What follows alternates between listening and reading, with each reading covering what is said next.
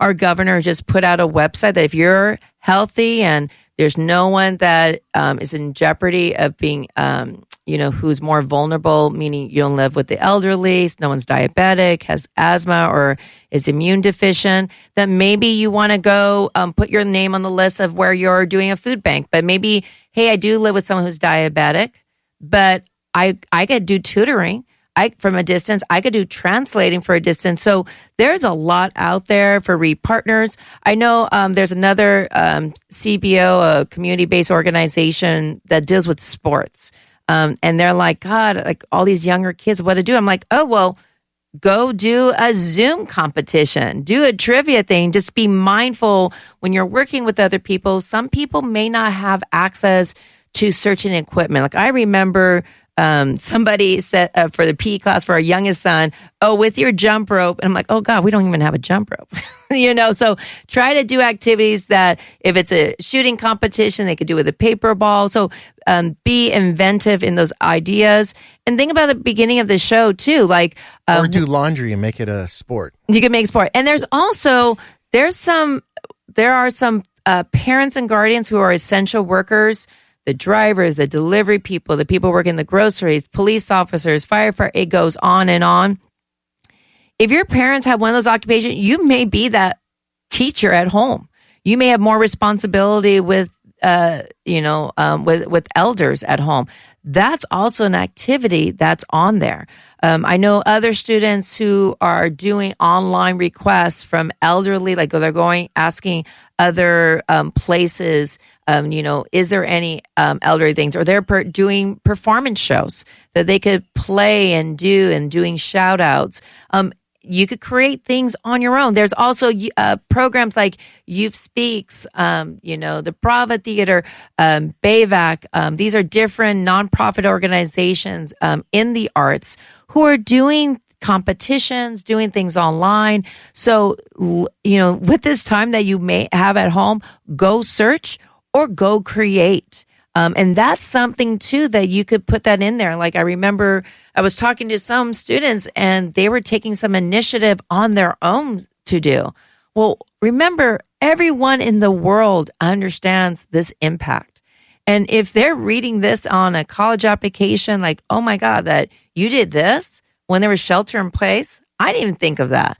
These are some great things. And I've seen students do great things even at home before shelter in place. My future engineers, they were reorganizing a garage so they do these gadgets so they could store more stuff.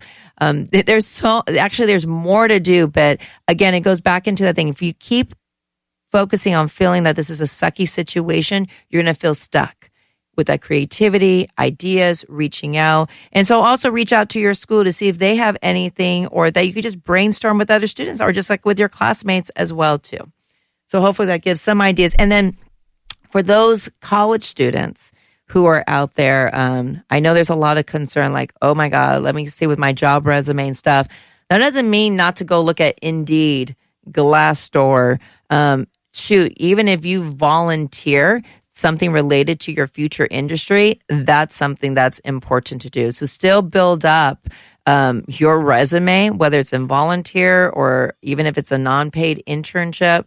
And yes, there's limited, but try to do some work so that you could build up for that. And if you struggle, contact your college and university, contact the school education system to see what resources and opportunities are out there. But don't assume you're just in this stuck situation.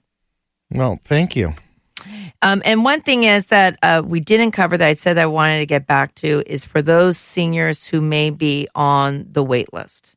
So if your student got an offer of being on the wait list, meaning that, hey, we like you, but we're going to see if these other kids come in first, please express your interest to that school. If it's college Y and you really like, why did I get on the wait list? Why didn't you just accept me? Ask them what other information you have, but don't assume you're going to get off the wait list. There is a lot of movement that's going on right now. But remember, assuming is not the thing to do. We said this in the beginning of the show, the middle of the show. Continue to make sure not to do that, and still make sure to deposit by your earliest deadline for that campus. Check for housing on there. If you're worried, like, hey, what if there isn't going to be housing provided because there's still shelter in place? Just check if it is refundable because of these unusual circumstances out there. So just wanted to put that out there for our wonderful kids who may be waitlisted. Any other questions that you may have? No, you pretty much answered them all.